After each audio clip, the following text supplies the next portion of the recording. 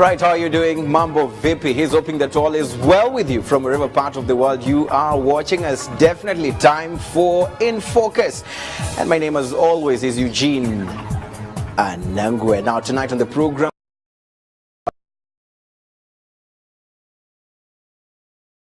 number of them in our newsroom. This is definitely the subject matter that we'll be talking about right here tonight on the program. Why is it important? They say that a society is as educated as its media, and so if we leave out our sisters and our mothers and wives out of this particular profession, then we tend to lose out, or we stand to lose out in a very big way. So we want to talk about the real issues as to why they are not well represented, for that matter, in the media profession. I know that other professions too have low numbers of ladies, but of course there's a major reason why we're talking about ladies here, but probably the others will be another subject matter. I've seen also some people suggesting that we also talk about the issue of men versus women in the workplaces, and of course some feeling that the ladies are favored. That's another topic for another day, but tonight let's focus on this one, and of course let's be able to try and understand. And of course this particular show is very interactive. All you need to do is just tweet us at InFocusRW. But of course, before we get deeper into the conversation tonight, let us look at some of the information that we know concerning this particular matter. We know that the number of females in the media profession has not been that big. Of course, there have been efforts to increase this number, and women accounted for only 29% of journalists in Rwanda. This definitely was according to a Media High Council survey in 2011, and that particular situation was attributed to insufficient efforts on the part of the media to empower women journalists. We'll be able to talk a bit about this, on why that is the case, or whether ladies agree with who are in journalism. According to information that we got in 2011, that number was 29%. This was according to the Media High Council. Of course, we'll be talking later on in the program with the Executive Secretary of the Media High Council, Peacemaker. He will be breaking down these numbers for us and what they've been able to do about this. In 2013, this is what we found according to RFEM, that is the Association of Rwandan Female Journalists, 23%. If you look at that, there's a significant decline from 29% to 23%. We'll be able to talk a bit about that and how that is significant, or whether it is true or not. Now, this is what was said by Patrice Mulama. Patrice Mulama, for those who remember, was the Executive Secretary of the Media High Council, and of course in 2011, in an interview with the New Times, this is what he said.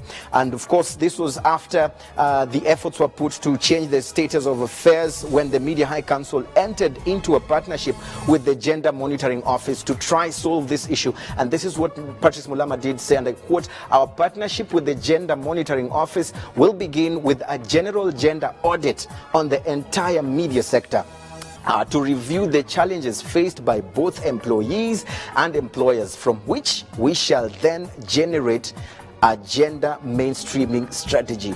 This was in 2011. Today we're in 2018. We'll try and just get to understand whether this did happen. If it did happen, this general gender audit, if it happened in the media houses, and what was the finding. We'll be able to hear that from Mr. Peacemaker, who is the predecessor of Patrice Mulama. Now, of course, this lady here is Flora Kaitesi. She was right here on Rwanda TV. She was gracing your screens, reading the news, editing as the editor here, and she was asked in an interview, and she said, professionally, Rwandan women have come a long way, but I still think the media industry is still wanting in that aspect. We are yet to see women taking the lead in the media. And of course she goes on to say that, I believe women can do investigative journalism, they can do political analysis, they can become media bigwigs, if I should call it that way, and their potential is beyond measure, and it starts with simple things like believing in themselves and their potential. And what better place to do that than here in Rwanda, where policies favor women. Of course, we will be able to dig a bit deeper into this. Of course, this is our social media platform. All you need to do is just use the hashtag InFocusRW. That is the hashtag we are following. Of course, add it in your tweets, and we'll be able to check through what you're saying, and we'll be able to read them live right here on air. All right, I see Andrew Kaziba already saying, with journalism being a stand-strong profession full of intimidation from especially the public, ladies can barely stand amidst this all, and nobody stands by them too. we'll try and make sense of that particular statement right there. Of course, let me introduce my panelists on the show. We have none other than Donna Mbabazi, who's a journalist with the New Times, but today you're representing the Association of Female Journalists in Rwanda, ARFEM. Thank you for joining us on the program. Thank you, Anand. All right. Also with us is none other than Nadej Karemera, who's a photojournalist with the New Times. Thank you for joining us, Nadej. Thanks for having me. All right. And of course, also with us is Delphine Umuhoza, who's a journalist with TV10. Thank you. Especially for the show Prime 10 on TV10. Course, Thank you for joining us on the program. Thank you too. And of course, with time, we'll also be able to join live on Skype by Joy Doreen Bira, who is a journalist, and of course, she is a communication specialist. She left the newsroom on mainstream media to actually do advisory communication and of course start off her online channel, Bira Online. We'll be able to join her right here on the program. Of course, as I'd also said earlier, we'll also be hearing from Peacemaker, who's the Executive Secretary of the Media High Council, on this conversation. So, ladies, let's start off with this tweet right there by Kaziwe, who says that the media industry has a lot of intimidation going on, of course, and so many times we have ladies not having people who stand by them. I want to hear from you. Do you think this is the reason why the numbers are low? Or actually, for that matter, do you agree that the numbers are low of female journalists in the media industry? Thank you, Anangwe. I think it's true. Women are actually few in the media industry. But I think the causes run deep. It's not mainly about intimidation and all that. What could be the problem? What are the causes? I believe it's mostly a culture factor. Yeah, women were raised to be so reserved, and journalism is a career that requires someone to be determined, and you need to be out there, you know. Culture. So, yeah, the culture. So Rwandans, the culture is more like women are meant to be quiet and reserved. And this is the total opposite of someone to be in the field. So I think it's one of the factors and one of the major factors. One of the major factors. Yeah. But you agree, and then you say that culture is a major aspect, playing a major role in this. Nadej, I mean, growing up, is this what you're taught, that you need to be reserved, you need to just be silent, you don't have to be all out there, yet the media requires you to be that? Do you agree with that, that culture is the reason why we have few numbers of you in this profession? Well, thank you, Eugene. Thank you, first of all, for having me here. As Andrew just tweeted, this industry is intimidating.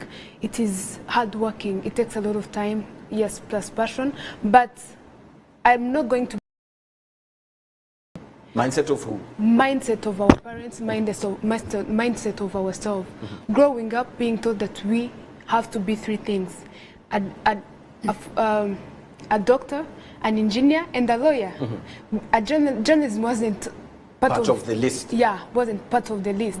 So we had for ourselves to find out there's something that's called journalism and engage ourselves to go in there. That is mindset. That mindset, we got that mindset from our parents, of course, the society, and the culture. Part of it is the culture, as Donna just said, but I'm not going to blame it on the culture. Right. I'm going to blame it on the mindset. On the mindset of the parents. But when you say, you know... And ourselves. And yourselves, we'll dig a bit deeper on that, but I want to take you on that part of the mindset of the parents, having a list of the things that you need to do. That sounds sort of like long ago, and someone might challenge and say, that is not today's generation of parents. They do not do that, do they? No, every parent wants to be proud of his kid and her kid. That means he has a list of what he wants the kid to be. And journalism is not part of it. You can't just say, you can't say that it's an old mindset. It's a current mindset, which we are still, we want to overcome, and we are facing it, and we have to fight it in order to see more women in journalism. Right. Delphine, I mean, for you, were you shunned? Were you told you have chosen the wrong career? I mean, you're shaming us. I mean, she says that parents want to be proud of their kids, and being a journalist is not one of the reasons why they would be proud of you. Oh, yeah. Well, let me say that I don't agree with them. just because the low number of women in journalism is not the cause of that. There are women in journalism, but the problem is they don't raise their voice. They don't raise their voice. Yes, They're they there, don't but talk. they want to be in the back. Yeah, and I can say that journalism is an expiring career. When a woman starts doing that, she's, for example, for visual media, like on TV, they show themselves looking beautiful, and people are there admiring. They take us as pictures, or I can say a portrait, someone there to look beautiful. To look beautiful. Yes, but when you become a wife, for example, yeah, you start doing those kind of responsibilities that is waiting for you, children and many things. So you don't get the time to prepare yourself and to look beautiful. People start looking at you like you are something else. So women, some quit. Others, their husbands tell them it's not a good profession for you or a career for you. Right. Just leave and quit. And they quit yes, the industry. and they quit. No, then I can say that those other ladies that are waiting and that are taking them as their role models. For example, I can say I want to be like Bibio when I will grow up. And then that time I arrive there, Bibio will be gone.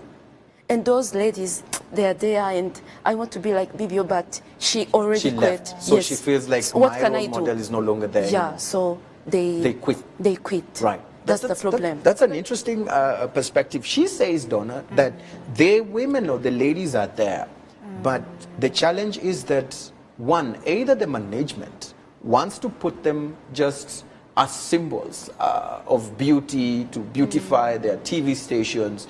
You know, we'll put you there just because you look so cute, but we will not put you on the managerial visions.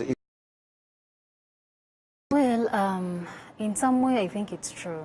Because, you know, like these new news anchors, in most cases, people think they're there just because they're beautiful. They don't see the journalism part in them.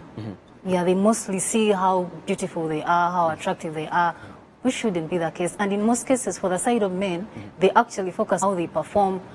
The bit of attractiveness comes in later, but for a woman, it's number one. And I think it affects women in some way. It affects them in one way. I mean, Nadesh, you're beautiful, I might say. I mean, and every one of us is beautiful in our own ways. I want to hear from you because you are a photojournalist. And I can imagine, you know, probably what you go through. You can be able to tell us because she speaks of that aspect or that line where they're just seen as beautiful objects. They're just seen as symbols. I want to hear whether you face this or these are just things that are written on papers and they're not real on the ground.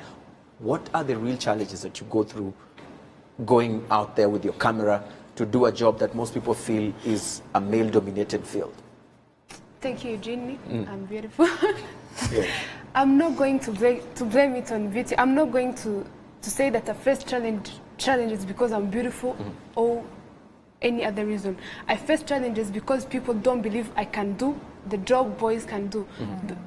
People think that when you are a girl, you can't maybe work as hard as a boy. And that is the problem. Not because you're beautiful, but because you're a girl in general. You still face that?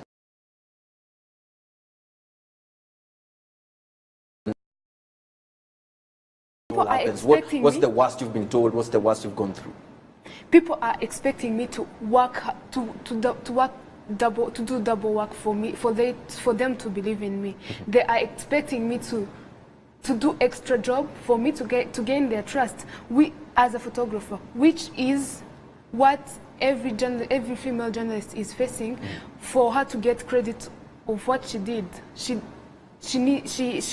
expected to work hard to do double work, which is different from men. And so it becomes difficult. Yes. I mean, let me focus on what she's saying. I can add that when you look media in general, you see that there are women, some women, but those women are in social shows. Shows, yes. Yes, and I can say those kind of entertainment, children. So there are no women in, for example, current affairs, hard news. No women there. Why? Because when you ask them, can you please do it? No, it's for Eugene, it's for someone else. I cannot talk those kind of discussion. They are the ones who say this. Yeah. Some women say that they can't do that because they think it's for men. It's because they still have those kind of belief they've been taught when they were young that those kind of conversation, those kind of show are for men. They have to sit down and they kept quiet without saying anything, men do, and then they act nothing. Right. So what I can say is that the problem is no woman is given a time to show what she got. No, but you're shooting yourself on the foot. You say that the women themselves or the ladies themselves, they don't when they're told go and do hardcore, news or get into the thick of it, they are afraid. They say no, that is not you know for why? me. But then you say that because, for example, some editors or other people who are responsible for giving them those kind of programs, they don't even show them they are confident. They show them women should go there in the backyard, I can say that.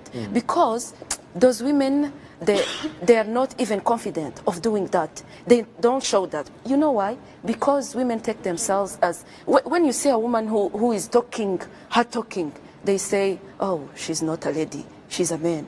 Or she's difficult, unladylike, things like those. So they decide to keep quiet and they wait. Even in those kind of shows in entertainment or everything, they don't talk, they don't show themselves. They appear as I don't know how to talk about it. Just to complement the male yes, figure. to complement and to show, to beautify the show, nothing else. That's the problem. Right. They need to be shown that they can do it. And they need to be given the time to do that and to be observed. Yeah. Right. Jean, allow me to disagree. This is totally wrong. There is no woman who is given trust. There is no woman who has been shown that she can do it, who has not done it. Women. So she says that when you're told, like for instance, if Nadej is told, come and do In Focus, they say, oh yeah, that one is for Nangwe. That is can I wrong. Yes. Can I give you an example? Wait a little bit. Yes. Women, when they are shown that they can do it, they already know that they can do it, but they lack that opportunity of going out there So the opportunity and is do what is it. missing. Yes, the opportunity and the trust. You know, how can you dare say that? Okay, I can give you an example. For example, I remember it was in 2007 or 8 or 10. And you know the lady named Kabengera who? Just tell us what happened. I don't remember well the name. Yeah. When she started doing the show in entertaining people were happy. And they were saying, wow. But in the backward, there were some people, for example, I can say like parents, they were like, how it comes that a lady with children and a husband can do that. So they start saying, yeah. Oh my God, yes. Like they would say, she's not supposed to do that. Yeah. I want to hear from Don. I mean, from the perspective of RFM, are you aware of this? I mean, are these real challenges or are these made up things? Yeah. Because Nadej feels that, it doesn't really make sense. It's not true that you give us a chance and we refuse. We have the capability. All we need are the opportunities. This is what Nadej says. But she says we have some who really are approached, given the opportunity, but they feel like, this is not for me. Actually, I think it's true because What is true, Nadej or Delphine? There are both factors that are actually prevailing. Opportunities are there, but then some women are actually shy, if I may say that. But then, like she was saying that Tijara was maybe talked about like someone who people wonder why she can actually take on such a show when she's a married woman. Yeah. I've heard people talk about that, yes. But then I think it requires character, You need to know who you are, what you want to do, and what you want to achieve. Yeah, so it runs within you, your character, but then it also, it's within us. Opportunities are there. Opportunities are there. Because, for example, in the newsroom, it's really hard to find someone covering a story in the parliament, a girl, not because opportunities are not there. You can actually go cover any story you feel like covering. But then you feel like, that's meant for someone like a man. So for us, we go for maybe women's stories or fashion pieces because we still have the thing that's limiting us in some way. Right. Yeah. Not all newsrooms have those opportunities, yes. But then for those ones who do, still women still have that thing that keeps them behind. They keep them behind. Yes. I mean, I am a university student. I mean, I know people sometimes get shocked. I mean, there's nothing to be shocked about. Learning never ends. But something interesting that I know of, or I've also heard or seen the trends, is that we have so many ladies in journalism classes. Yeah. Exactly. So many. If you go to a university school or a higher learning institution that offers mass media, you'll find a very large number of ladies. But when you come to the newsrooms, you do not see them there. I mean, and that begs the question, what happens between the graduation and getting to that job? They tend to go to public relations in most cases. You know why? Journalism requires someone to be on the field, and most women don't really find that easy, you know. Like, you end up traveling to, for example, Musanze, and then you spend there like 2 days, 3 days. You have to go on the field, look for sources, something which is not so easy. It requires someone who is determined.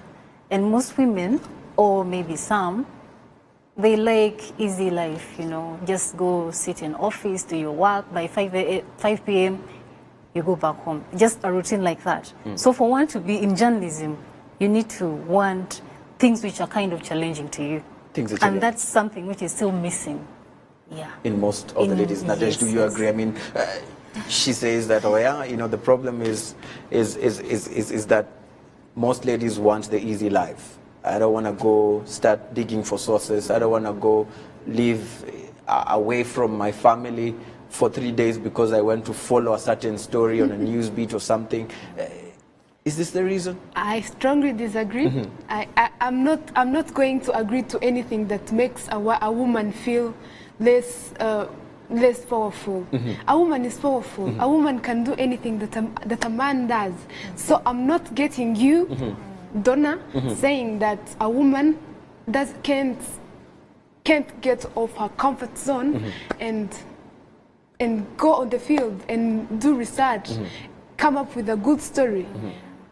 What I keep on emphasizing on is the lack of opportunity. Right. Women are not given opportunity to do what they are able to do. And the mindset, a woman thinking, her mindset, not being able, thinking that she cannot do it. That is the most important issue that you have to tackle here. Right. You talk of opportunities. And as well as the role models, seeing women who are there, what are they doing, and all of those things are going to inspire women who are out there doing journalism in university to come out and go in the newsroom. Right. I mean, she talks of opportunities. Yeah, she talks about... Who do you want to give them?